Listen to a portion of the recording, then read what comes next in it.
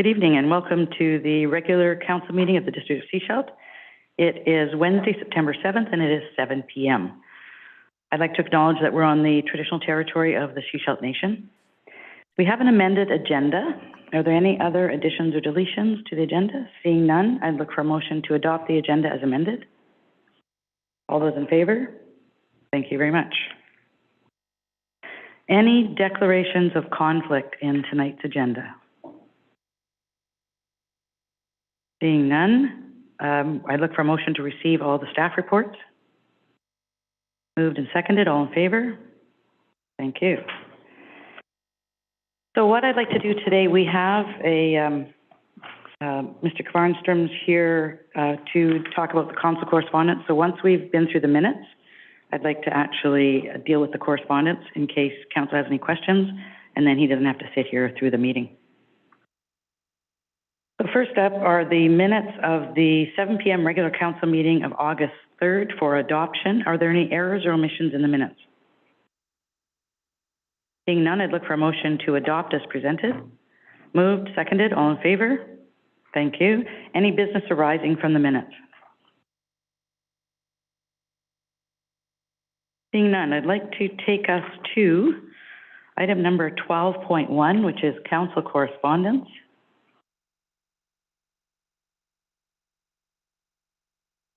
But first, I'd look for a motion to receive the correspondence. Moved, seconded, all in favor? Thank you. So the first one is a request for a letter of support for a grant from the Sunshine Coast Regional District. Councillor McLean. I'll move that we send a letter. For seconder for the recommendation? Seconded. All in favor? Thank you.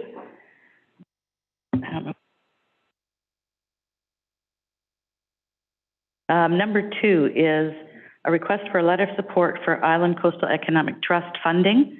And this letter has already been sent because it was time sensitive. So what this, as you all know, I mean, I reached out to all of you about this letter. Island Coastal Economic Trust has approximately 2 years of funding left before they will need to dissolve. So they are doing a campaign to talk to Treasury and to the provincial government for a $150 million investment so that they become a generational trust. This would put them in line with all the other trusts in the province. So this is just before us for endorsement. Mr. Councillor McLean. Yeah, just a quick question on that. My understanding of trust is they're usually enduring. So what's this the plan from the onset that they deplete the funds? Since I believe you are on the board. Yes, so the other trusts in the province had enough funds that they could actually just spend the interest. Island Coastal Economic Trust was never given that amount of money. So they're saying, you know, now that we're getting to the point where we will not have any funds left and we'll have to actually dissolve, we would like you to put us on the same footing as the rest of the trusts in the province. So all the other trusts do that. This was never given that amount of money.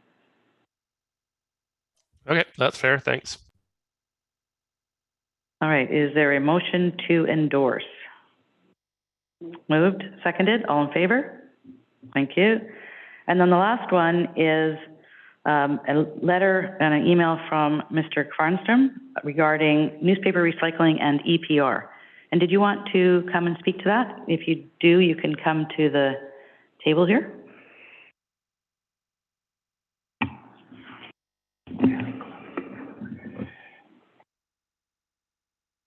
Thank you, Mayor Seegers and Council. I've sent in a fairly comprehensive package here. What we are doing is looking for an exemption to the EPR program. That is not to the recycling program, but just to the funding mechanism that they currently have in place.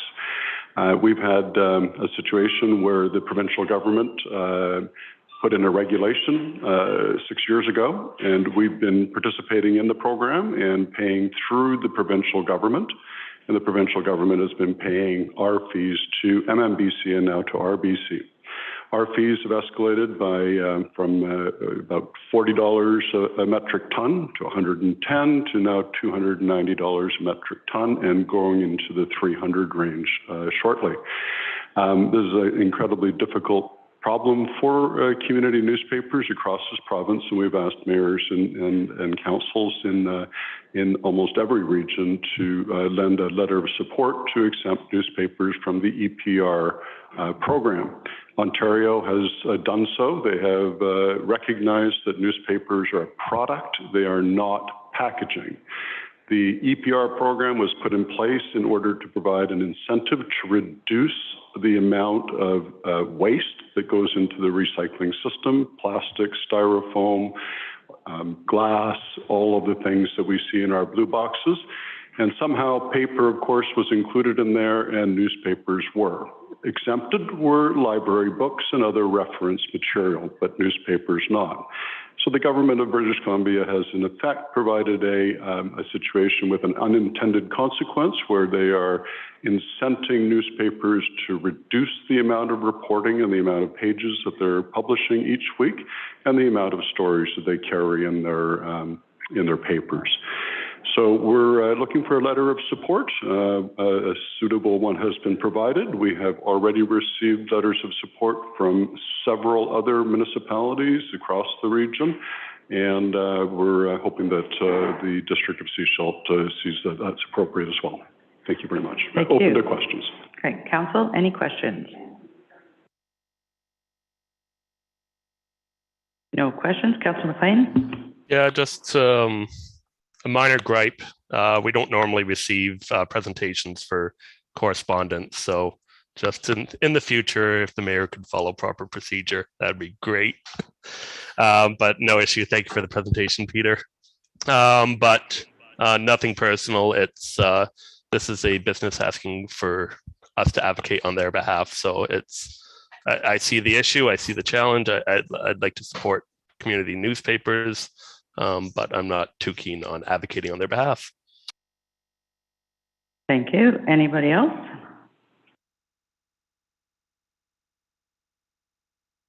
All right. Is there anyone who would like to make a motion?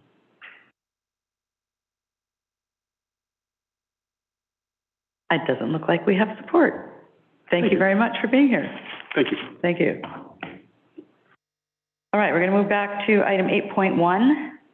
This is Business License Amendment Bylaw number 520-5, 2022, Prevention of Sex Trafficking. And we're going over to our Deputy Corporate Officer. Thank you, Your Worship. So at the August 3rd regular council meeting, we brought forward a draft amendment to the business licensing bylaw with the intention of implementing some regulations that would make it less easy, more difficult for businesses to set up in Sechelt with the intention of starting up a sex trafficking operation. Now, from talking to our local RCMP, we don't currently have any serious issues with that. However, the intention is to implement regulations prior to something like that coming here. And it's much, much easier from what we've heard from other municipalities to act on those regulations that are already in place rather than having a problem crop up and then trying to work with the RCMP and figure out how to handle it at a later time. So we've been talking to staff that have implemented these regulations in the City of Port Moody and City of White Rock. White Rock in particular had some issues with adult entertainment industry in particular, and that's why they were one of the ones that led the initiative in the province of BC. There have been several other municipalities that have implemented some sort of regulations with respect to business licensing with the intention of limiting or preventing sex trafficking. Port Coquitlam in particular has eliminated any massage parlors, for example, that are operated by staff that are not registered massage therapists with the Registered Canadian Organization.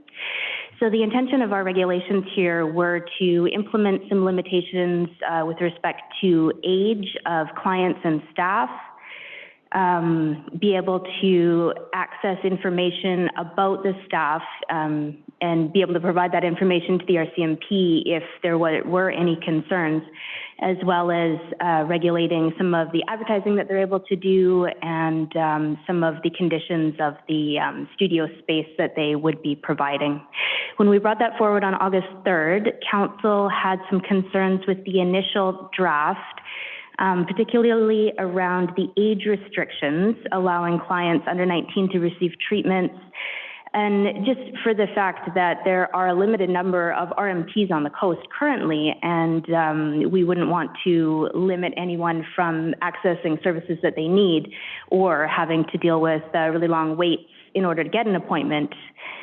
So we've made some adjustments on that one, allowing a person under 19 to attend that type of studio if they are accompanied by a parent.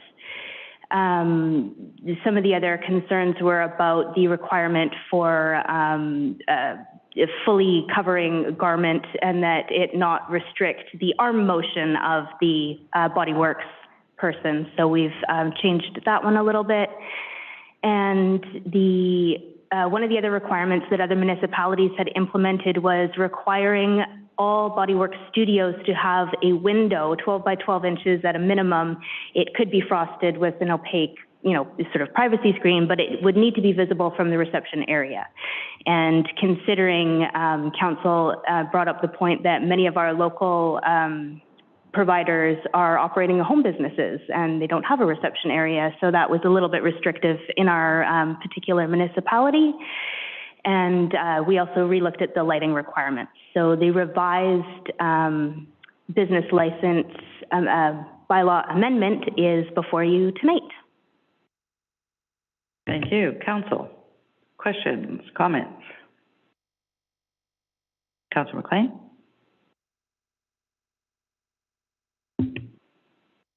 There I am. I just want to thank you, Ms. Paulson, for making these edits.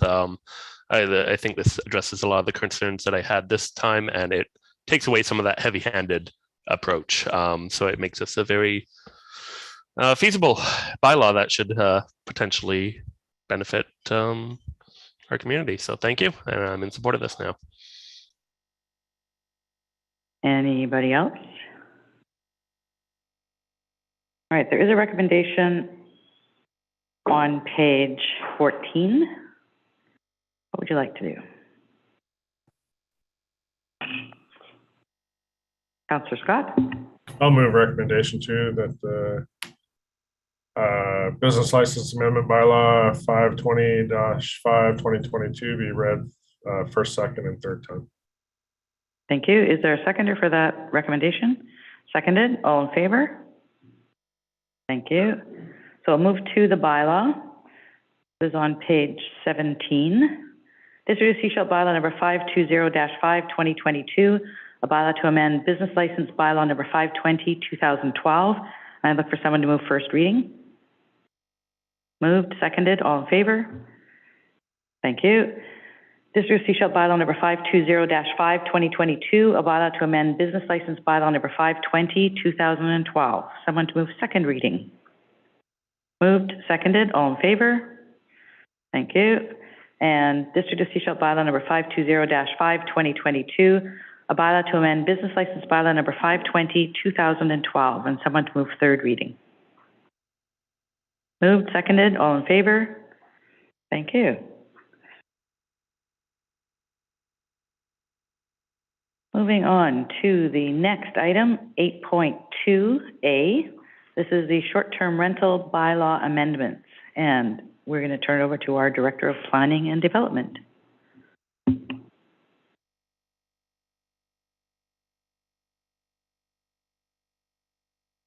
Great. Thank you, Mayor Segars. As Council is undoubtedly well aware, we've been working on this project for some time now, approximately 1 year. And the last time we were in front of you was back in June. And at that time, we presented proposed amendments to the business license bylaw, as well as the bylaw enforcement notice bylaw, and the parallel and up-and-coming zoning bylaw 580. the short-term rentals will primarily be regulated through the business license bylaw. And then again, at that time, council reviewed the bylaws and made some amendments. We made some amendments to both the business license bylaw, the bylaw notice enforcement bylaw, as well as some of the definitions within the proposed zoning bylaw 580. And so those two projects are now becoming to be intertwined and moving together. We did hold off on the amendments to bylaw 580 to ensure that this was moving forward as well for consistency. Those bylaw amendments are regulatory in nature and do not impact use or density and can be added at third reading of the zoning bylaw. And so the focus really here now is bringing it back to the business license bylaw and the supplemental operator's guide.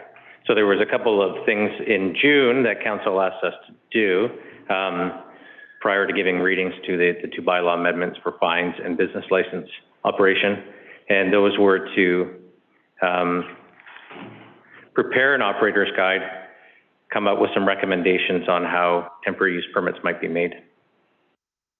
And so we've done that over the summer, as well as the inclusion of the 2-year monitoring of the program that comes part and parcel with that, and seeking confirmation of the maximum of the amount of secondary residence or type 3 noted in the operator's guide attached to this report, or otherwise referred to as the unhosted houses. And so attached to the staff report today, you'll see the operator's guide that we spent the summer working on, which is meant to define and distinguish the 3 types of short-term rentals, as well as provide some premise for how businesses will be expected to operate and how temporary use permits may play a part in the role of the type 3 secondary residence dwellings. And so this time staff is presenting this along with the bylaw amendments for business license and bylaw notice enforcement for consideration of third reading, as well as consideration of endorsement of the operator's manual. And should there be any proposed amendments to the operator's manual, we can make those as well. Endorsement subject to amendments, should council please. And at that, I will pass it over to council for discussion. Thank you. Thank you. So council, questions, comments? All right, seeing no hands up yet. Oh, they're coming. Okay, go ahead, Councillor McLean. Okay, I was trying to let other people get in. I have a little bit of a list, so I'll just start working down it, and other people please jump in so it's not all me. So just looking at the application guide, I noticed it uses 2 different definitions of principal residences. One which includes a living there for 9 months on page 4 of the guide, and then another one down on page 6 of the guide, which doesn't include that provision. So I'm just wondering which is the accurate one.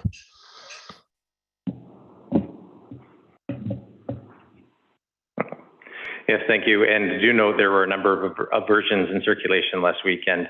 And so the larger print in the text box will apply and minor amendments to the fine print can be made. Thank you. Okay, Councillor Lamb, you had something?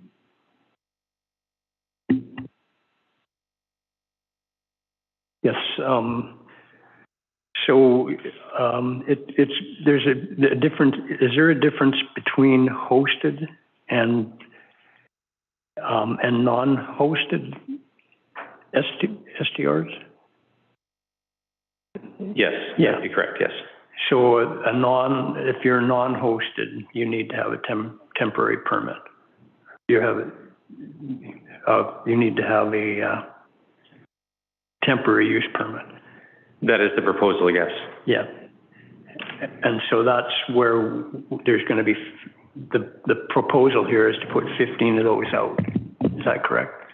That's correct. That's our proposal, and seeking confirmation from council this evening on that number. Okay. And so if there was, I'll say 45 STRs out there right now, and 15 of them were hosted, or 15 of them were non-hosted, those 15 could get permits, and the other 30 would just carry on business as normal. if the other ones contained hosting, either bedrooms within a dwelling or a suite or a cottage. Yeah. Correct. They would be subject to the amendments to the business bylaw if it were all adopted, but yes, that is correct. Yeah, thank you. So to be clear, if they're hosted, they're not included in that 15. Okay. Right, Councillor Scott? On page 34, which is page 7 of the guide, how to get a temporary use permit. So I see that the proposal is applications all in the month of January and reviewed in one batch with public notice. What do you deem public notice? Well, public notice can be done in a number of ways. Public notice can be posted in the local newspaper, for example. We can use our project page.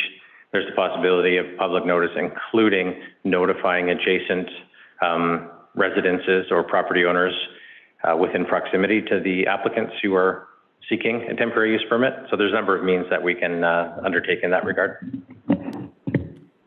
That would be my preference, that we'd set up a radius around these over the course of the entire term. We've had people talk to us about how to get the message out to them for ones that aren't on social media or aren't reading the newspaper or aren't reading the website.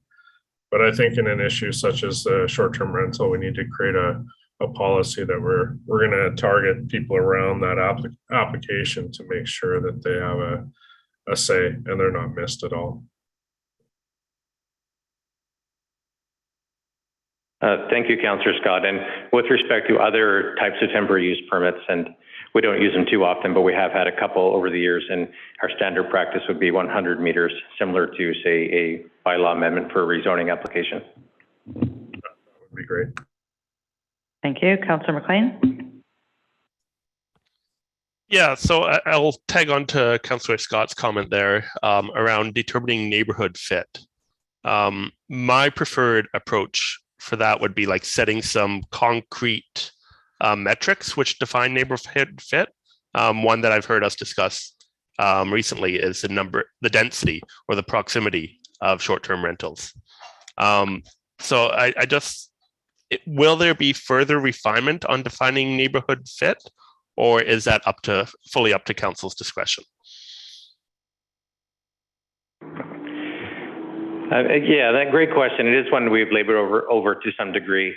We didn't want to make one particular neighborhood in Sechelt the short-term rental neighborhood per se. And it's difficult we can create a number, let's say 100-meter separation. But it seems that there's an opportunity for case-by-case basis here through neighbor notification, through reporting back to council, whereupon neighborhood fit can be determined in somewhat of a performance-based.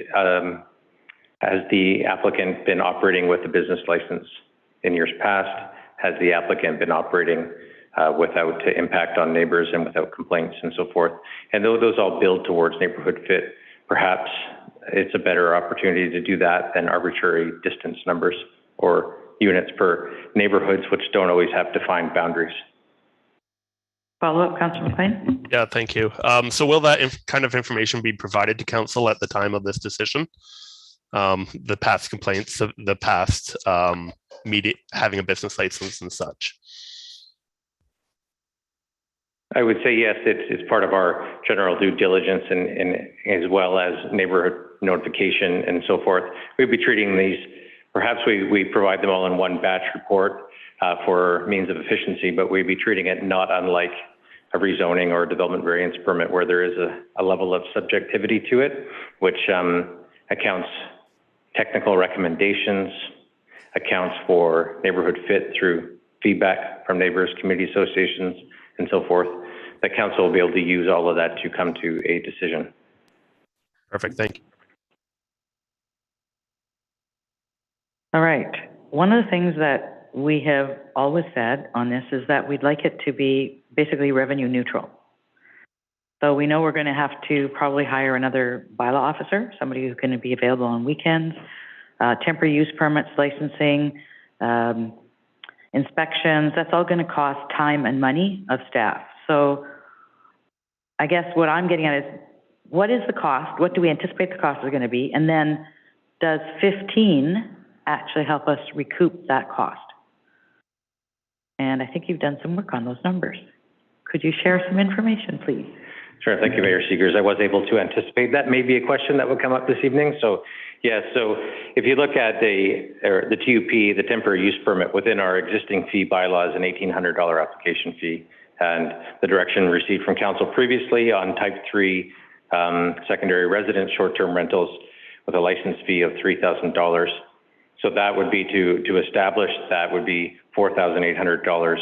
And so 15 licenses, that's $72,000.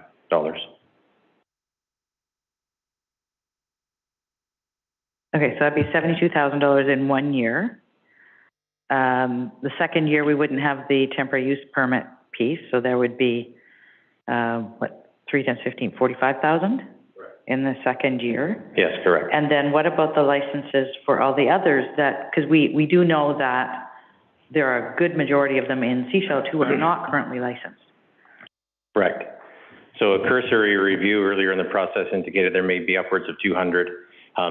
How they defined whole house through Airbnb and other platforms wasn't abundantly clear if that whole house was an unhosted house or if that was a certain number of bedrooms. So we did have to make some educated assumptions in that regard. And so building from an approximate 200 mark and saying, okay, 15 of type 3, we guesstimated 20 of type 1, which is an in-home bed and breakfast. So a $500 license per year. And assuming half of them would be subject to a new application fee of $200, as in do not presently have a business license, that would be $12,000 of revenue. Now, the middle one, be it a suite in a house or a cottage, whatnot, believed would be a higher level, and let's go with 150 of those for argument's sake. So license fee is $900. Again, assuming half of them are subject to the one-time application fee of $200. So then you're upwards of $150,000 in revenue in that category, potentially. But as I just said, to repeat myself, the data that's been provided through platform operators, it doesn't clearly distinguish between the type 2 and the type 3 as described in the operator guide. So there's a little bit of guesswork there to find that spot. But those are numbers based on the assumption there's 200 available rentals within the district of Sechelt. So 15 would probably not have us be revenue neutral, is what you're saying. If revenue is to account for full-time bylaw officer and expenses incurred with that, then yes, that's not revenue neutral. Correct. Okay. So that's a conversation we need to have at this table. We'll come back to that. Councillor Kuster. Thank you. Director Allen, just a quick question with respect to the decision of the 15. Just so I understand, will it be up to council's discretion once you've gone through the list? Like I was reading, I think you said priority given to like locals. Is there any complaints? So if you have, say, 40 applicants, 25 of them are all local people, they've not had complaints, how is the determination made for those 15? If they are all they've met all the requirements, you have 25, what's going to be the determining factor that the 15 lucky people, is it like just a first come, first serve? Is it a draw? What does that look like? Yes, it's a great question. We are proposing to have the month of January as an application period. So I'm not sure that first come, first serve would be suitable, but through the notification process, through examination of licenses and some of the zoning requirements respecting parking and so forth, we'd run through and determine the amounts that are applicable and present that to council for decision. I think the fairest way, in the way our system is set up, it becomes a policy decision for council to make. Any follow-up, Councillor Kuster? Thank you. Councillor Rowe. thanks. I think most of the questions have been answered. I was just reflecting on a meeting that we had with the community associations, and I was asked, you know, what I wanted to see at the end of the day, and my answer was that I want to see it completed, and that I want to see it enforceable, and that I want to see that the program itself pays for it, so that it's not something that the general taxpayer is paying for. So in that end, Director Allen, you have given us some numbers. Is there a number, in your opinion, of licenses that would pay for the program for 2 years? You can say no if you don't. It's okay.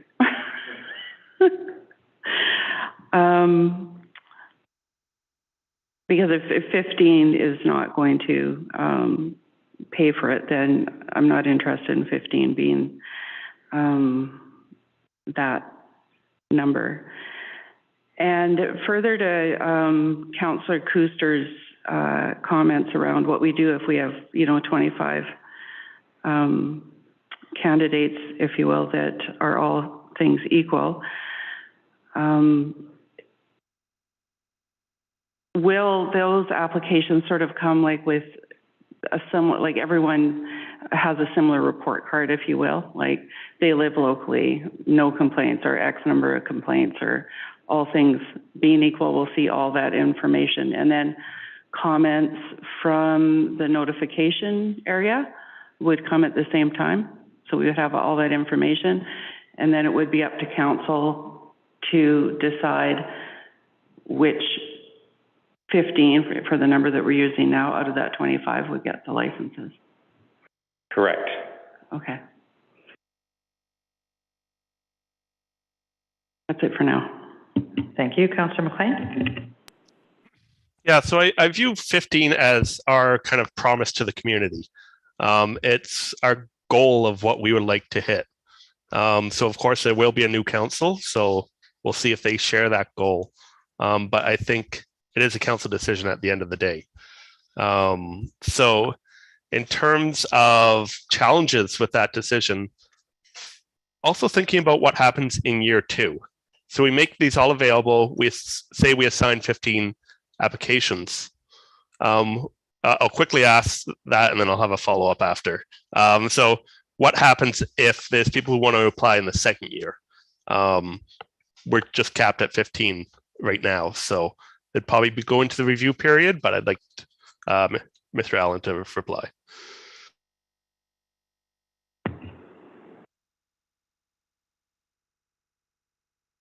It's a great question. We do have a resolution on file from council for a 2-year review period. So even that might be subjective. A 2-year review mean at the end of 2 years a review is conducted, or does that potentially mean throughout the first 2 years there's an ongoing review to see how this works, and we can revisit again this time next year to see how the amount allotted in 2022 to apply in 2023 worked out? Yeah, thanks for that. That's essentially my point, is that it is a council decision. It is what we are promising to the community. So right now, I hope we can promise 15 and say there will be a few. We're going to try and manage them, and 15 is kind of our number. But in terms of picking of what that actual number is, I hear the mayor's talk of trying to be revenue neutral. We look at our expenses. There's processing time, which is hard to quantify. We have to kind of get that figured out. And then there's a cost for online platform for monitoring. In the report, I think it quotes $16,000 to $20,000. My personal goal is to try and get some bylaw service on the weekend to help with some of the enforcement. That could, I don't have numbers at the tip of my hands, but I think that is within the approximately 225,000 we have at play right now. And I look at this, and based on the estimates provided, the type 2 is our main revenue generator. And that's, I think, the really good thing about this is we're changing the math a little bit on how much it costs to operate short-term rentals. And we're going to generate a fair chunk of change from these type 2 ones rather than the type 3 commercials. So I think that's our really opportunity for making this whole program revenue neutral. It's a type 2 rather than the type 3. Thank you. Councillor Kuster?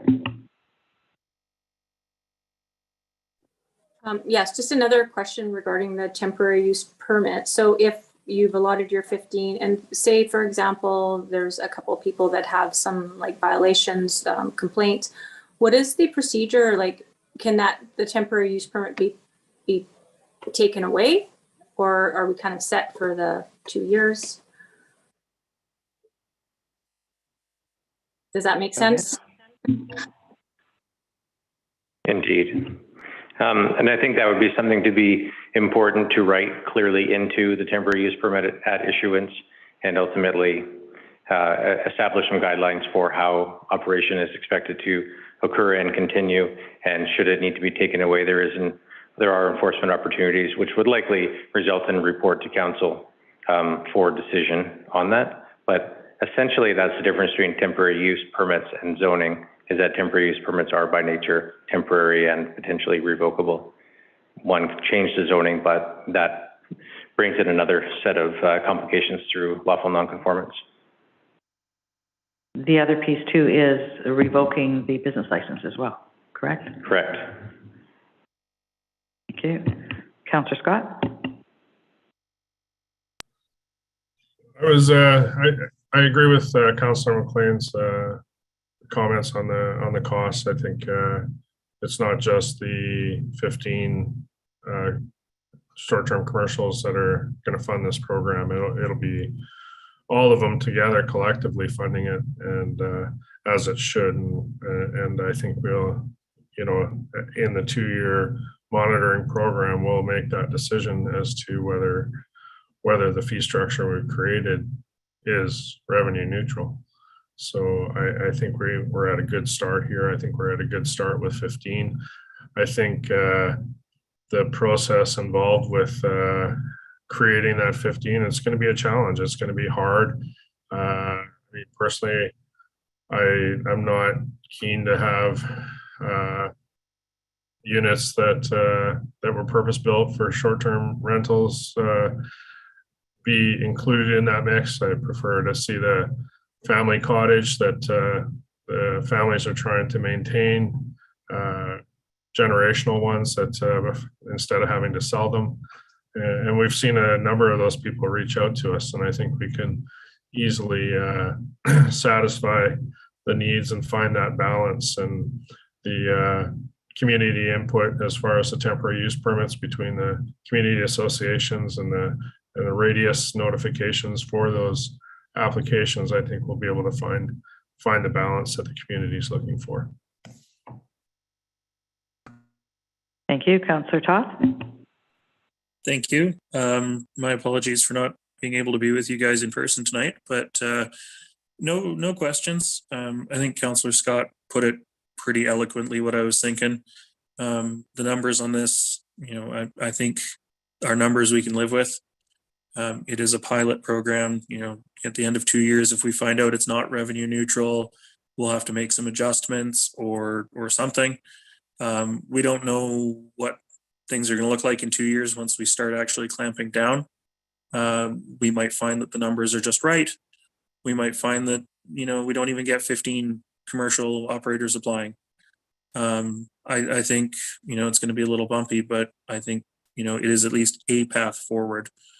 It's unfortunate that it did take as long as it did, and that it may end up turning into an election issue, but it really shouldn't, because we are trying to find a path forward, which is more than we had before. Thank you. Thank you. Councillor McLean? Yeah, I think I'll wrap it up with one more question, and then I'll do my little speech thing like Alton there. One last question I have is on page 5 of the guide, or page, I believe, 31 of the report, council agenda. It mentions that multiple suites or units are not allowed for type 3 short-term rentals. So I'm just wondering, is that necessary, and what is the benefit of limiting it to only one suite?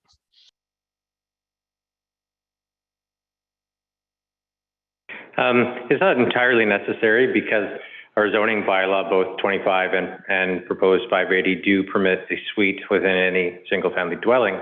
But I think it's to strike a balance and a reminder that these were houses that were constructed as single-family dwellings, whether they were constructed decades ago or more recently, in terms of building code compliance for safety and access and egress and septic field load in some of our outlying areas. The expectation were these were single-family dwellings and not multi-unit tourist accommodation facilities.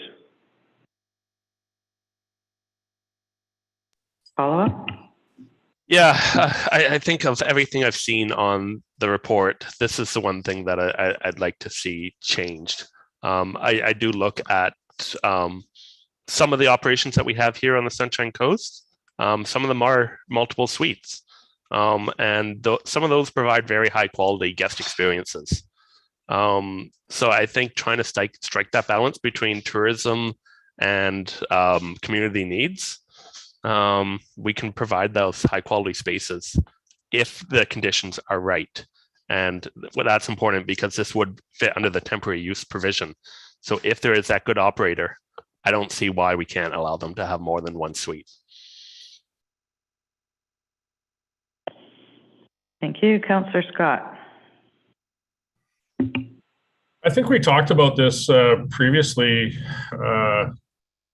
one or two instances ago, and where we addressed the multiple self-contained suites on a hosted property. Some of them were more commercially based units, and I can think of a few on the coast that we have where they were looking at, if there was more than two, they would move into the type 3. But as I understood it when we discussed it, it wouldn't be one of the 15 units coming into play. It was going to be a short-term type 3, but it wasn't going to pull one of those 15 units out because of the type of operation they were.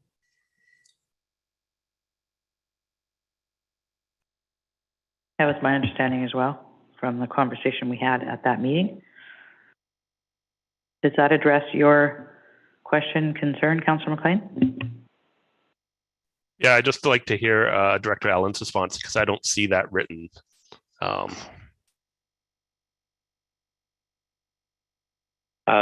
Yes, and I'm not sure if that was an oversight or if we have to dig into the details here just a little bit more.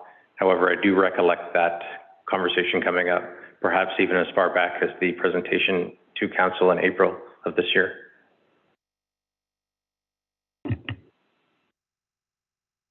So does anything need to be modified in what we'd be passing tonight to address that? For the record, it might be helpful for Council to pass a resolution indicating that, if I understand correctly, hosted facilities with more than 2 suites may continue on under category 3, but not be included in one of the 15 count. Thank you. All right, any other questions or comments? Councillor McLean? So this is the part where I read my thing. Thanks to council and staff for hearing residents and doing a really fulsome consultation on the short-term rentals. I think we've heard from hundreds of property owners, renters, neighbors. They all have an opinion, and short-term rentals really touch each of their lives in some way or another. I personally have heard concerns on both sides, and I believe that these regulations present a really good balance between both sides. We are presenting options for most people to continue operating their short-term rentals in some manner, but we're also addressing much of the neighborhood fit concerns. These regulations are not a silver bullet for either side. There's a saying that says a good compromise is, it's a good compromise when both sides are unhappy. And that is certainly the case today. What we have done today is change the economics of operating a short-term rental in Sechelt. It's going to cost a lot more for all operators. And that's really reflective of some of the impacts that short-term rentals have on our communities. But we're going to use those funds to generated from short-term rentals towards implementing something like a weekend bylaw coverage, which should really help our neighbors stay good neighbors. These regulations may not solve our housing crisis, but they're a step in the right direction. These regulations are a strong message to any potential investors looking to buy up homes for short-term rentals. Housing in Sechelt is for people, not for profit. So once again, thanks to everyone for providing your feedback. Please continue to write us, write the new council. The review period for this regulation is only 2 years away, and I'm certain the District of Sechelt would consider what everyone has to say over these next 2 years. So thank you to everyone. Thank you. Anybody else? Any questions or comments? All right, so there are some recommendations on page 21. Page 21, right? Yep. Okay, page 21. Okay, good. I don't have page numbers again. On page 21, what would you like to do? Councillor McLean. I'm going to move it as read, and then we'll try and work on an amendment to deal with some of the stuff that Councillor Scott and I mentioned. So as presented, I'll move recommendation 2 and 3 that council give 3 readings to business license bylaw amendment number 520-4 2022 and bylaw notice enforcement implementation bylaw number 515-11 2022 to implement short-term rental regulations. And recommendation 3 that council endorse the District of Sechelt short-term rental operators guide, a 2-year monitoring program, and a maximum of 15 temporary use permit STR secondary residents unhosted. Is there a seconder for the recommendation? Seconded? All right, any questions or comments? Councillor Scott? The concerns we have on the hosted units that'll move into temporary use, I think it's actually listed right there in brackets under part 3 as unhosted. So that might actually capture what we're trying to accomplish there. Maybe we need to have that intent as a motion, but I think it's covered right in the recommendations. Does that work for you? Yes, that's suitable. So you don't necessarily need the other recommendation? That's correct. We do have this here for unhosted, and we do have a recommendation on file from previous, and we can ensure if it's not clear enough in the operator's guide to supplement that. Yeah. Okay, I'm just going to go on record saying I'm not sure if 15 is the right number. Again, because I'm not sure, I don't believe it gives us sufficient revenue so that we'll be revenue neutral. I would prefer seeing a higher number. I think it would also allow us to bring it in and be a little easier on those operators currently who are relying on this. It's going to be a huge. I mean, we're potentially looking at about 25 current operators who will not be allowed to operate going forward. So they built a lifestyle around this. Yes, we may not agree that the housing should be used for short-term rentals. We may want to have it for long-term rentals and for residents, people who live here.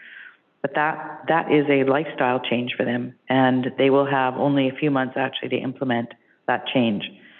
So I'm not in favor of the 15 for those 2 reasons. I will support the rest of it, but I will not support that 15. Councillor Scott.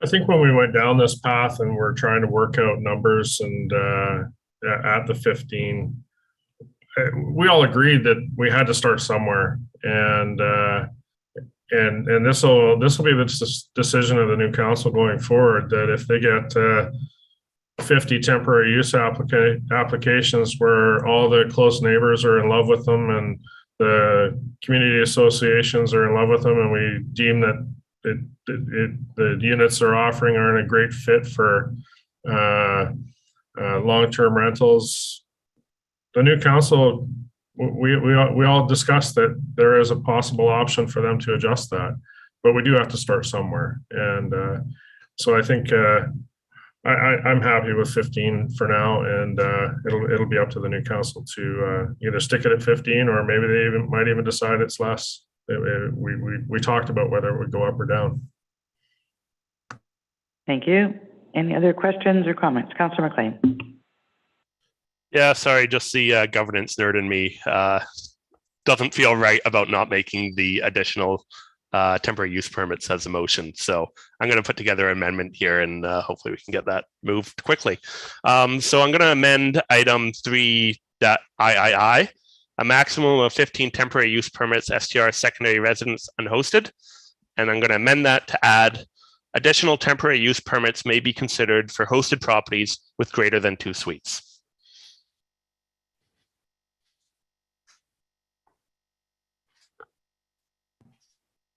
I believe staff have that amendment. Thank you. Is there a seconder for the amendment? Seconded. Thank you. Councillor Scott on the amendment. Yeah, I think we need to just quickly amend that so that it's not just more than 2 suites, it's the secondary suites, the type 2s.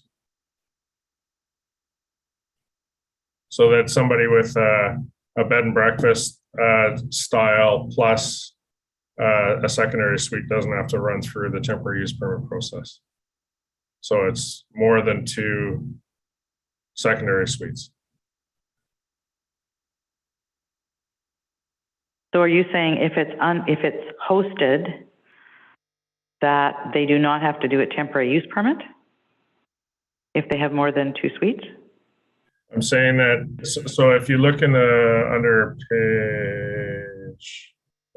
the frequently asked questions,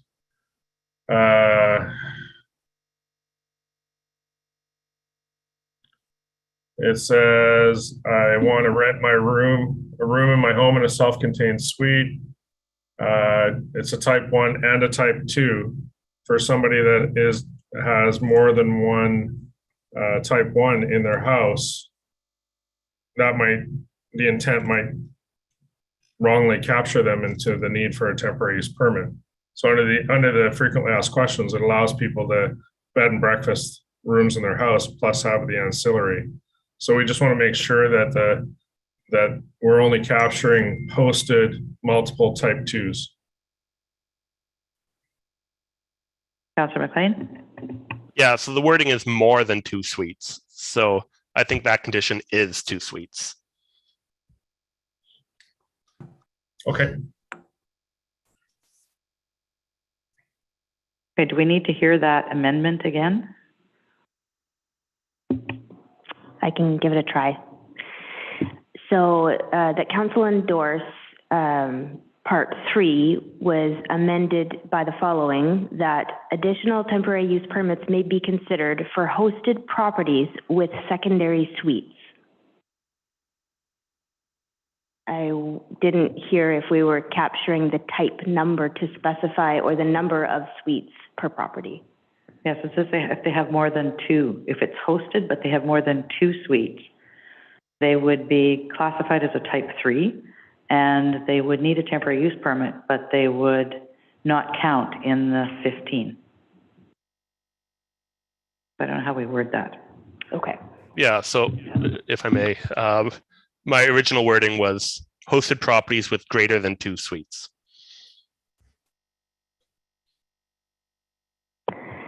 Councillor McLean, just for clarification, I had noted that additional temporary use permits may be considered. Was that the case, or your intention was to issue those as additional permits on top of the 15, rather than just have them operate as a type 3 without a temporary use?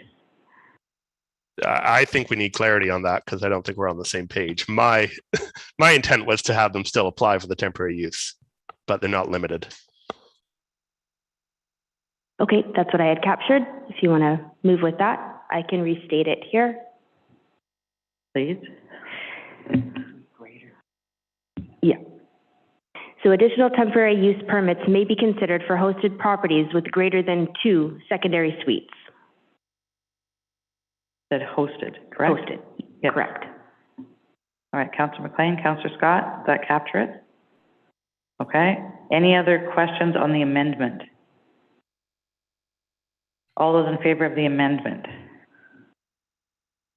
Thank you. All right, so now we have a recommendation on the floor, which is the recommendation that's on page 21, numbers 2 and 3, with the addition of the amendment with the hosted STRs that have more than 2 suites. Any questions on what we're voting on? All right, seeing no questions, all those in favor of the recommendations on the floor? Thank you. All right. So we are moving to item 8.2B. This is the business license bylaw amendment. 8.2B, District of Sechelt. This is on page, give me a page 37. Thank you. District of Sechelt bylaw, and we're doing 3 readings on this. District of Sechelt bylaw number 520-4, 2022, a bylaw to amend District of Sechelt business license bylaw number 520, 2012. I look for someone to move first reading. Moved. Is there a seconder? Seconded. All in favor? Thank you. Then District of Sechelt bylaw number 520-4, 2022, a bylaw to amend District of Sechelt business license bylaw number 520, 2012, and someone move second reading. Moved. Seconded. All in favor? Thank you. District of Sechelt bylaw number 520-4, 2022, a bylaw to amend District of Sechelt business license bylaw number 520, 2012, and someone move third reading. Moved. Seconded. All in favor? Thank you. Then we move on to 8.2C. This is page 42, and this is before us for 3 readings as well. District of Sechelt bylaw number 515-11, 2022, a bylaw to amend District of Sechelt bylaw notice enforcement implementation bylaw number 515, 2012. Someone to move first reading. Moved. Seconded. All in favor? Thank you. District of Sechelt bylaw number 515-11, 2022, a bylaw to amend District of Sechelt bylaw notice enforcement implementation bylaw number 515, 2012, and someone to move second reading. Moved. Seconded. All in favor? Thank you. District of Sechelt bylaw number 515-11, 2022, a bylaw to amend District of Sechelt bylaw notice enforcement implementation bylaw number 515, 2012, and someone to move third reading. Moved. Seconded. All in favor? Thank you very much. Thank you. We are moving on. Thank you, staff, for all the work on that. Item 8.3A. This is the housing agreement bylaw number 612, 2022 for TELUS Living. And over to Mr. Kovaritz, Senior Development Planner. Thank you, Mayor and Council. I'll briefly introduce this item for your consideration. This is the housing agreement that is a requirement condition of zoning bylaw adoption related to the TELUS Living project on Inlet Avenue. Staff have been negotiating over the last several weeks on an amenable housing agreement that secures all of the units as market rental for a period of 20 years. And in recognition of a shorter term than Council has previously approved, a voluntary contribution of $30,000 to the Affordable Housing Reserve Fund has been offered. And this is mainly in order to arrive at a mutually agreeable housing agreement for this project. And I'd be happy to answer any questions. Thank you. Thank you. Council, questions? Comments? All right, no questions or comments. There are some recommendations on page 45. What would you like to do? Councillor McLean? I'll move recommendation 2 that the council housing agreement be adopted.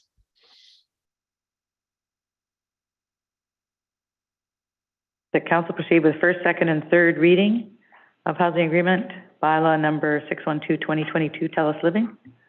That's better, yeah. I Okay, realized that thank I you. was on the wrong page. That's okay. Is there a seconder for the recommendation? Seconded. All those in favor? Thank you. And there is another recommendation on that page. What would you like to do with that one? They kind of go together.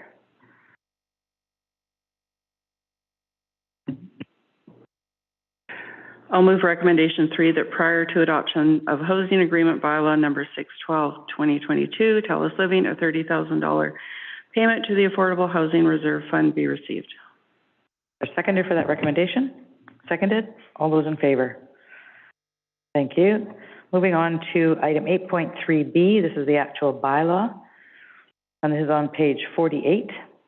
This is before us for first, second, and third reading. District of Sechelt bylaw number 612/2022, a bylaw to authorize a housing agreement. And I'd look for someone to move first reading. Moved, seconded, all in favor? Thank you. And District of Sechelt bylaw number 612/2022, a bylaw to authorize a housing agreement. Someone move second reading. Moved, seconded, all in favor? Thank you. And District of Sechelt bylaw number 612/2022, a bylaw to authorize a housing agreement. And someone move third reading. Moved, seconded, all in favor? Thank you very much. Moving on, we have for adoption, housing agreement bylaw number 603/2022 for 5638 Inlet Avenue, Sunshine Coast Community Services Society. And Mr. Kulowitz, over to you. Thank you. This bylaw was previously considered for first, second, and third reading by council on July 6th. And as required, this has come back for adoption for the community services building. Thank you. Thank you. Council, any questions or comments? All right, would someone like to move a recommendation?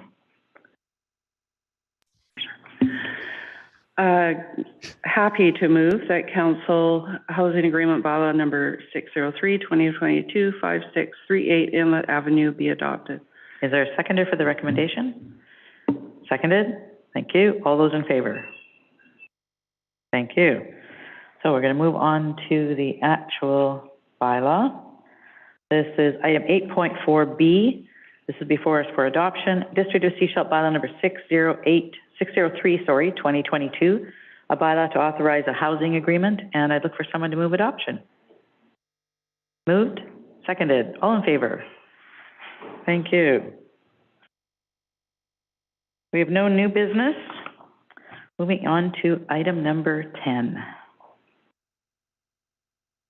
So 10.1 is summary of the street patios pilot 2020 to 2021.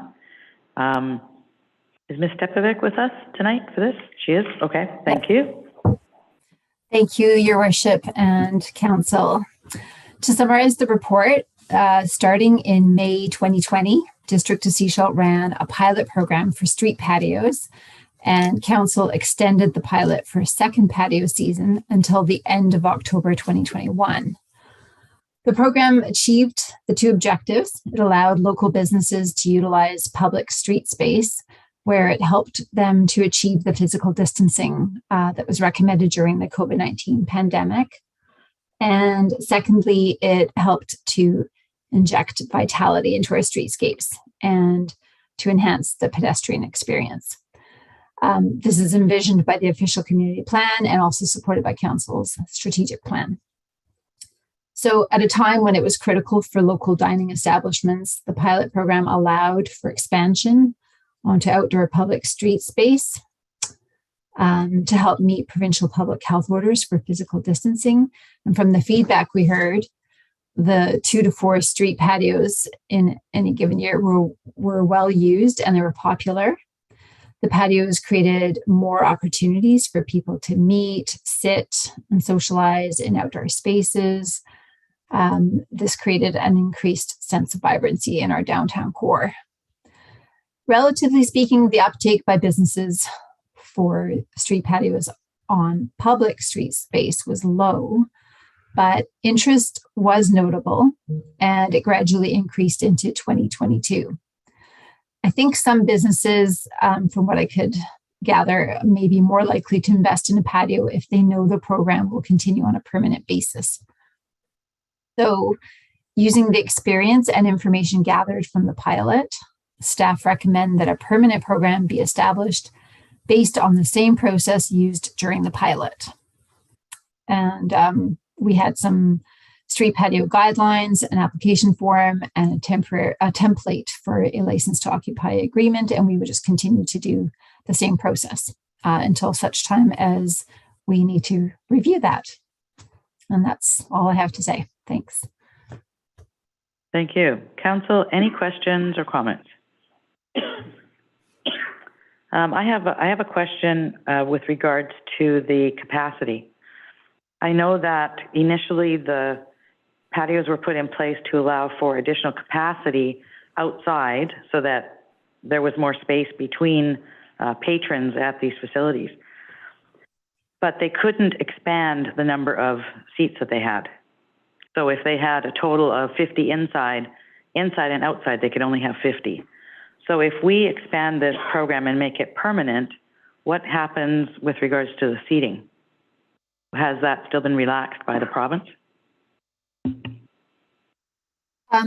The relaxations and the whole pandemic, the restrictions all came to an end, and we're just we were following that all along.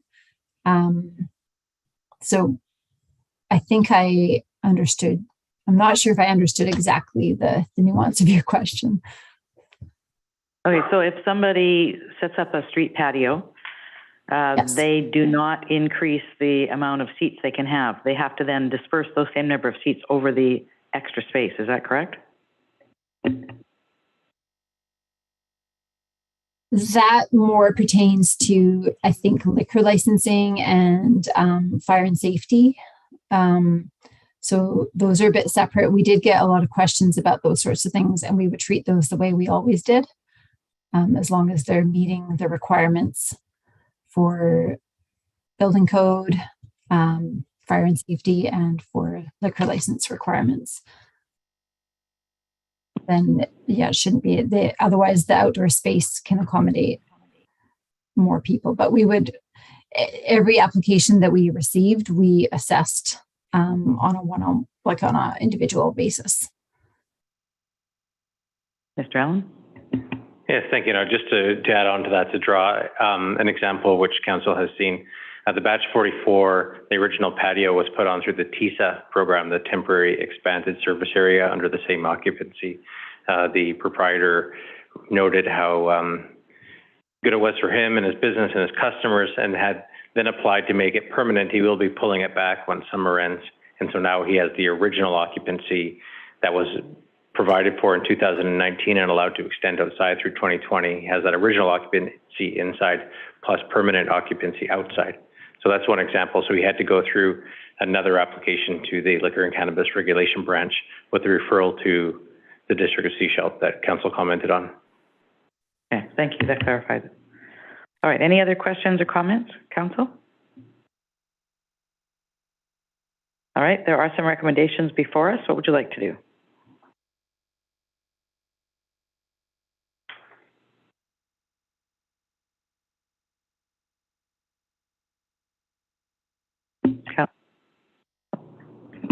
Sorry, Councilor Rowe. I am happy to move that council endorse the continuation of a street patios program involving the placement of street patios on district-owned rights of way, subject to applicants entering into a license to occupy agreement with the district, and that council direct staff to amend fees and charges bylaw number 575/2019 to include a $50 application fee for street patio applications. Thank you. Is there a seconder for those recommendations? Seconded. No further questions or comments? All those in favor? Thank you very much. Moving on to item 10.2. 10.2 is the 2023 BC Hydro Decorative Wrap Grant. Ms. Smith, welcome. Thank you. Good evening, Mayor and Council. Before you is a report in regards to a BC Hydro Decorative Wrap application. This is an application staff are seeking permission to apply for a grant through BC Hydro. It also provides us with permission to actually complete one of these wraps. These are artistic wraps that we've been doing for several years now, and it involves artwork from our local artists. And it's been quite a popular program, and it's given us an opportunity to support Council's strategic direction for supporting art in public places, and also our sustainability goal of supporting the arts and culture sector locally. So at this time, district staff are seeking council permission to make the application for the grant. And if we are successful, we will receive up to $700 towards each box that we complete from BC Hydro. Thank you. Council, any questions or comments? All right, I think we've seen a few of these. Yep, Councillor McLean. Yeah, we've seen this pretty much every year, so happy to support. I'll move recommendation 2 that council direct staff to submit an application to the BC Hydro Decorative Decorative Wrap Grant Program for the purpose of obtaining a grant. Is there a seconder for the recommendation? Seconded. Thank you. All those in favor? Thank you very much. Thank you, Ms. Smith. Thank you. Thank you. Moving on to item 10.3. 10.3 is permission to proceed for rezoning application at 5535 Shorncliffe Avenue. Generis, I believe is how you say it. I might be wrong. You can correct me. Mr. Hall, our Development Planning Manager. Thank you, Mayor and Council. And yes, as far as I'm aware, it is Generis. We have another permission to proceed report in front of you for a rezoning application. And as we've been doing with previous permission to proceed reports, seeking council direction, this rezoning application also involves an application to amend the OCP around density, the density parameters similar to some of the other ones we've encountered in the downtown village area. And as part of the permission to proceed, we would do early referrals to various stakeholders, including the Advisory Planning Commission, as well as getting the applicant to host their public information meeting, et cetera, as detailed in the resolutions. This application is actually fairly close to the Municipal Hall. It's on the upper end of Shorncliffe, just across Cowrie Street. The property is designated multifamily in the OCP, but like other recent applications in the downtown area, they're running up against the density limits as described in the OCP. So in order to fit what they're proposing on site, they have to consider the OCP amendment to deal with that. But otherwise, they're proposing 2 apartment buildings with rental units. And as detailed in the report, there's obviously a number of issues to be resolved. Certainly the traffic piece is one. Shorncliffe is a dead-end road at that section, and obviously the Shorncliffe and Cowrie intersection, its existing condition is problematic. There's also the farmers market located there, so there's a number of issues that will have to be dealt with in terms of intersection upgrades, as well as looking at the future location of the farmers market, in addition to the actual servicing of the property itself. So I'm available for any questions. Thank you. Council, questions?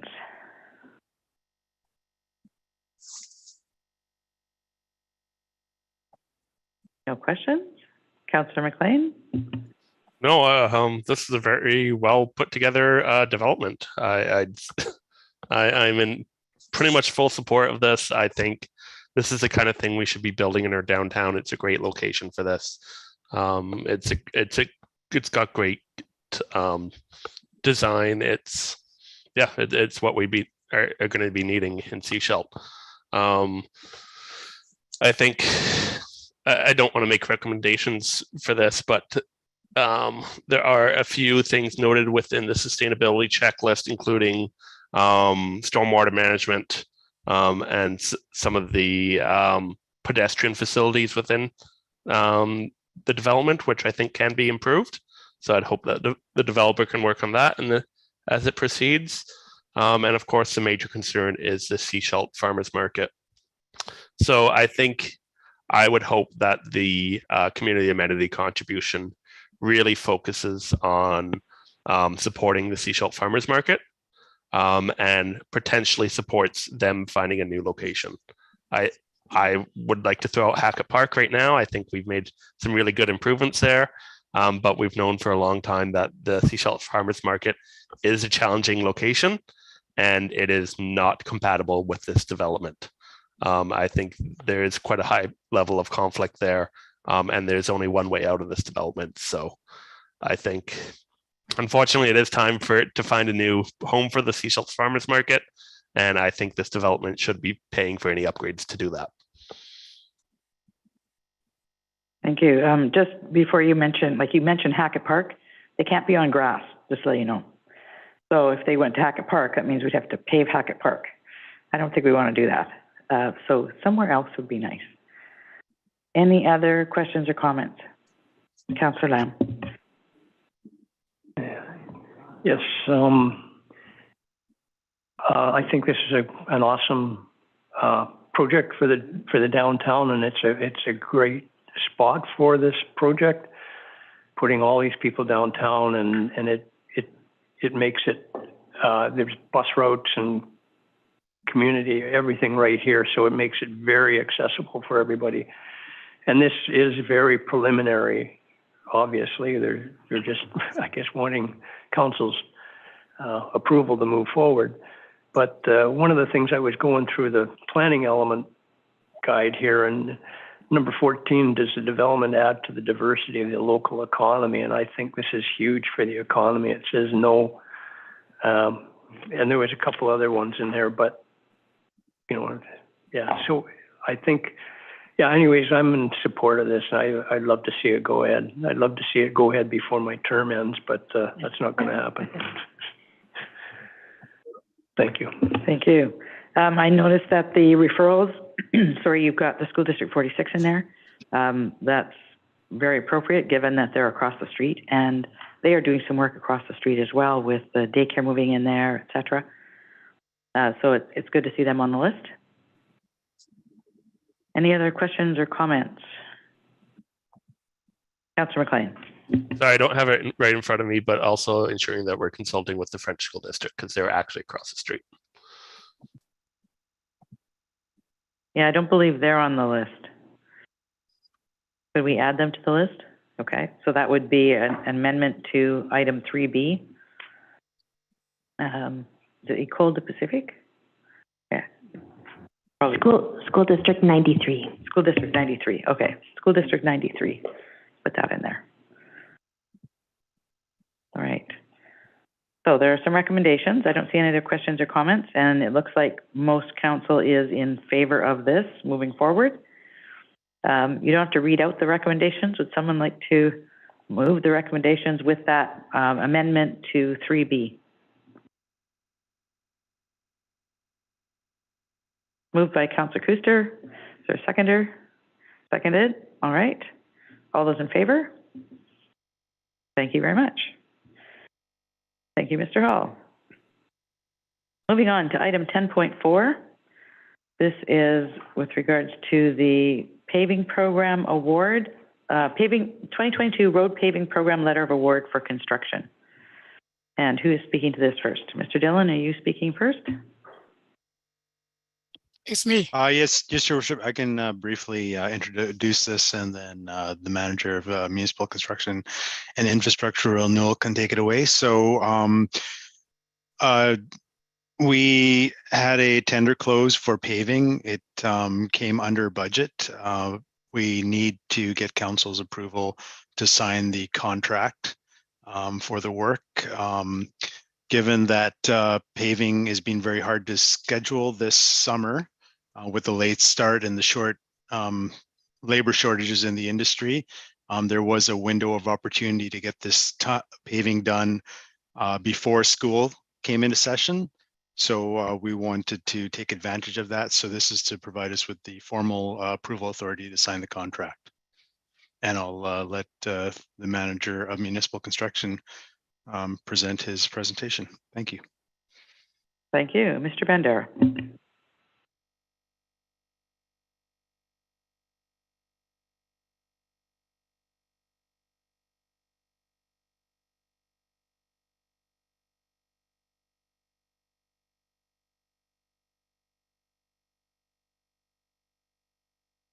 Okay, you'll have to unmute yourself.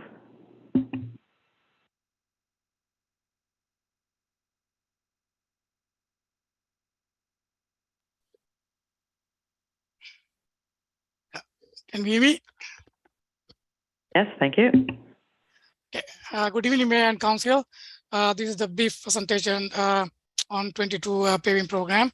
The purpose of this report to obtain the final approval from the council to complete the paperwork for offering the contract to Save on Blacktop. These works have already been approved by council as part of 2022 capital works plan. The program included paving on Reef Road, Shoalway and Lighthouse Avenue, and the North Bay Road. The Lighthouse Avenue was prioritized as and completed the advance of school start to facilitate school drop-off and pickup time. The remaining works on Shoalway and Reef Road are scheduled to complete it on Saturdays and outside pickup and drop-off time. We have already discussed this with the contractor. And the North Bay Road will have a minimum disruption due to availability of detour road network in that area. That section is going to be a full overlay. All other road sections going to be sections, edges, and some weak sections. Yeah, that is from me, and the alternative traffic to be maintained for all time, and construction on Lighthouse Avenue is already completed now. Any questions on this? Council, any questions? Is this your final slide here now then? Okay, I had a question about the reef area up there and up by Kinnickinnick. I know that we were looking at doing some sidewalks, walking trails, etc. How is that incorporated into this, or is it? The bike lane tender will is not issued yet, but mid of this month we are issuing that tender out. But this is only for the paving program. We cannot work on that because it's a small sections we are doing. The Lighthouse Avenue is a one stretch all the way. That's why we combine with the bike lane and the paving together. That will save some money, as well as there's no joints will come, once we have the bike lane. And the other one is our small section zigzag. So we cannot do the same time bike lane and this one. Okay, and I have heard from residents in the community about the bottom of Norwest Bay Road, how buses have difficulty turning and they're running over the curb there. Is that being addressed in this paving program? Are we widening that so they don't have to make such a short turn? Thank you. I'll take that one. So if information can be shared with us about the specific location, that if we can get perhaps an email sent to us, we can definitely look at that particular location. And if it's possible for us to make some modifications, we can do that with the existing paving contract in place. We just need to know the specifics and what the issue is. Thank you. It's the first we're hearing of it. Thank you. Thank you. All right, Council, any other questions on the paving program? All right, and I'd ask you to stop sharing your screen. And then there are some recommendations on page 239, or one recommendation on page 239.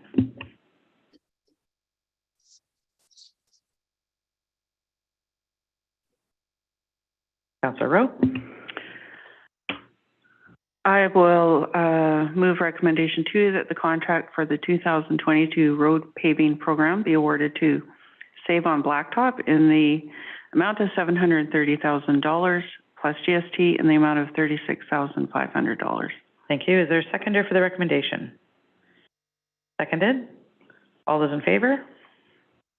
Thank you very much. Moving on to item number 10.5. This is the Engineering Operations Division capital updates. Any questions or comments on any of the items in the report?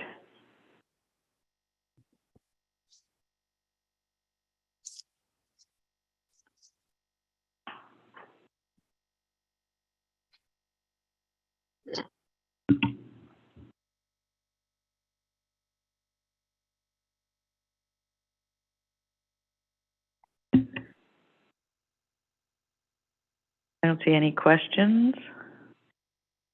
No questions. Thank you again. We appreciate the updates.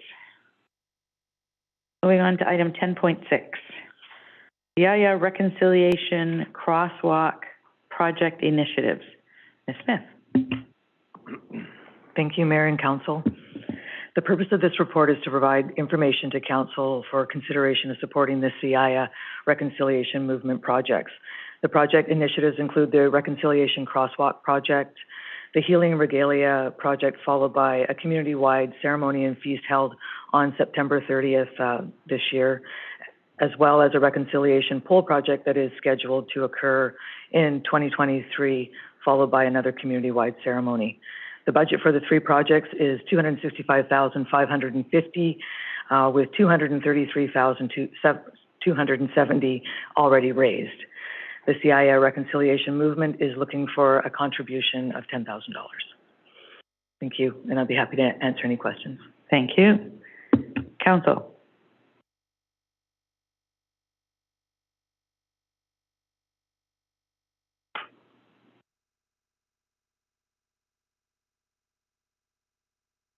Councillor Rowe.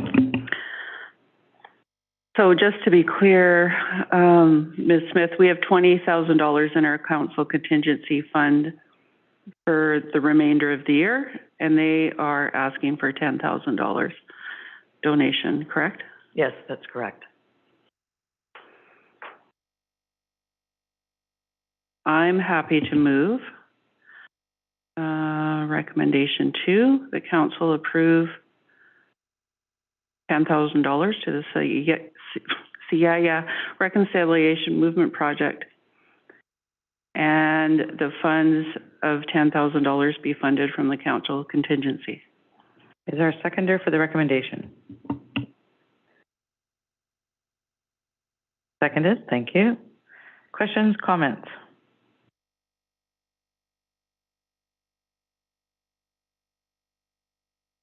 Councillor Lamb? And then Councillor Scott.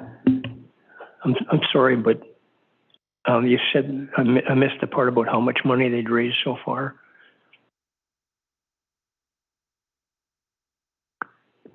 $233,270. This is for a crosswalk? No, it's for all three projects. Yeah. And the two celebrations. Okay. And are we privy to where the funds came from or no? Yes, it does say in the report. There's a brief listing. Sorry.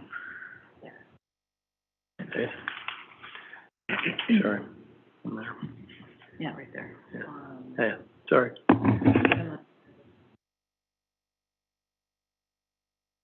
So initially they came before us and they asked for money for the crosswalk. And then the Ministry of Transportation actually came forward and gave them money for the crosswalk.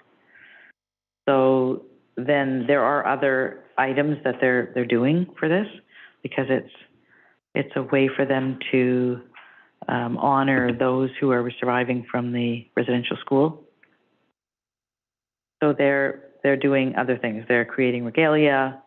They're going to be doing a ceremony, etc. So they're requesting the $10,000.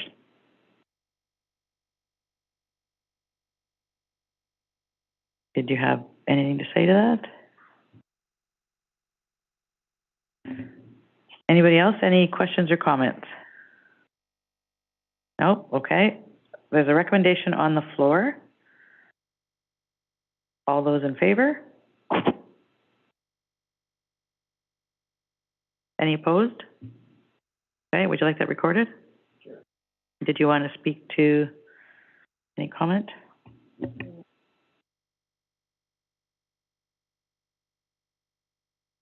No, I just, I see the town of Gibson's gave $5,000. You know, the community forest gave $15,000, and that's part of, you know, the district of Sechelt in a roundabout way. Anyways, I would be comfortable with 5,000, but 10,000 is over my limit. Thanks. Thank you. All right. Next on our agenda is council reports. So do we want to start in the room or do we want to start online? Councillor Rowe. I'll start. Happy return from summer, everybody. Other than going to the Labor Day picnic, which was great on Labor Day, good end to the summer, and seen a lot of people that we haven't seen for a while. Also participated in a meeting with Mr. Eby, who was here a few weeks ago, and just have been doing a lot of chatting and coffee dates with people interested in running for council. That's it for me. Thanks. Thank you. Councillor Lamb? Yeah, nothing to report. Thank you. Thank you. So we'll go Councillor Kuster, Scott, McLean, and Toth is here as well. So we'll start with Councillor Kuster. I have nothing to report. Thank you. Councillor Scott? Attended the Davis Bay Community Association. We had a meeting with them on the Havies project to talk about some concerns and clarify some of the misconceptions with that development.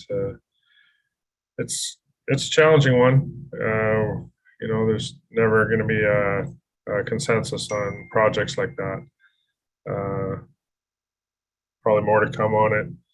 We're still waiting for more information from planning, so I think we'll be able to speak a little better on it down the road once we get the information we need. And that is it from me. Thank you. Councillor McLean. Nothing to report from me. Councillor Toth. Thank you. Other than that West Sechelt, the Davis Bay meeting that I also attended, I don't have anything to report. Thank you. Thank you. I keep turning my mic off when I want to have it turned on. Okay, so I've attended over the summer, I attended a couple of Island Coastal Economic Trust meetings. I'm on the Strategic Advisory Committee with regards to the additional funding. So I've had a couple of meetings with regards to that.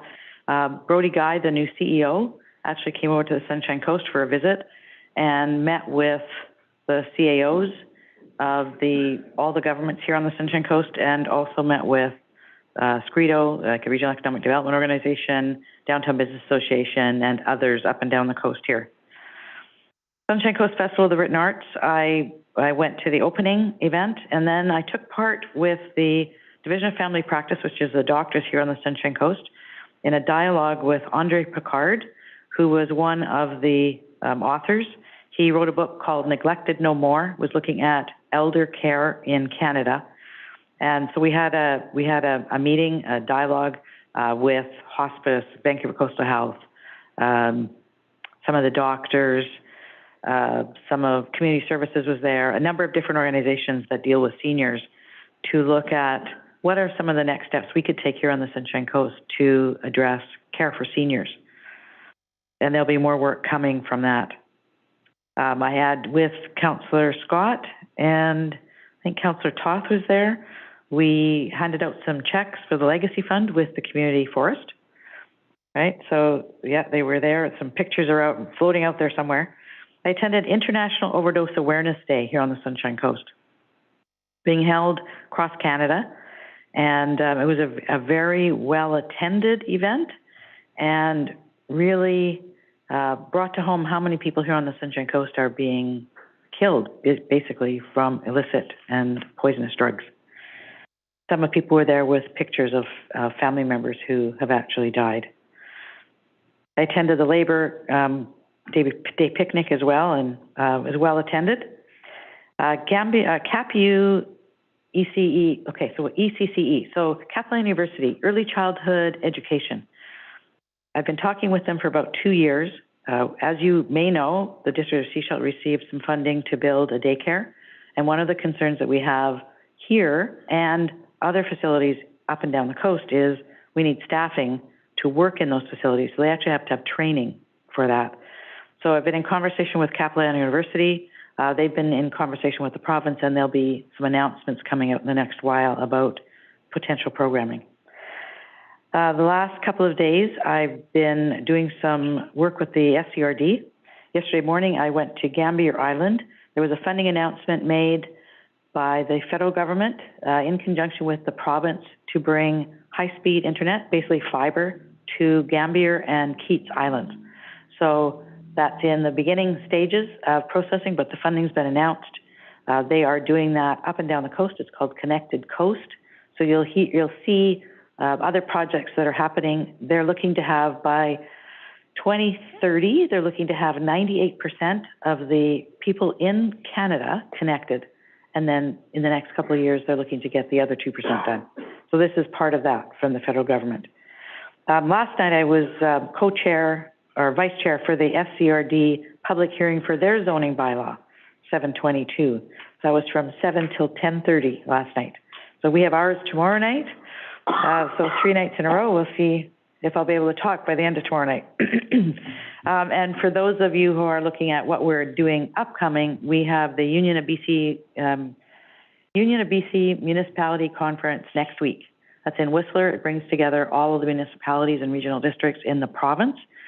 We have some meetings set up with some of the ministers to bring up some of the issues directly with them that we are looking to move forward. They know who we are. We come to those meetings as Team Sunshine Coast. So we get together as local governments and we look at the issues that we have, and then we attend each other's meetings. So we come in, I think they've limited the rooms there, 10 people. We'll have 10 people there, and there'll be representation from every one of the governments on the Sunshine Coast at every one of the meetings that we have scheduled. So a lot of collaboration happening, and the government knows Team Sunshine Coast. So we occasionally see some things come out of our meetings. We can only hope. That's all I have. Councillor Toth does not have an SCRD report on here because there have not been any SCRD meetings. So is there anything else anybody else needed to say? All right. Do we have any emergency items?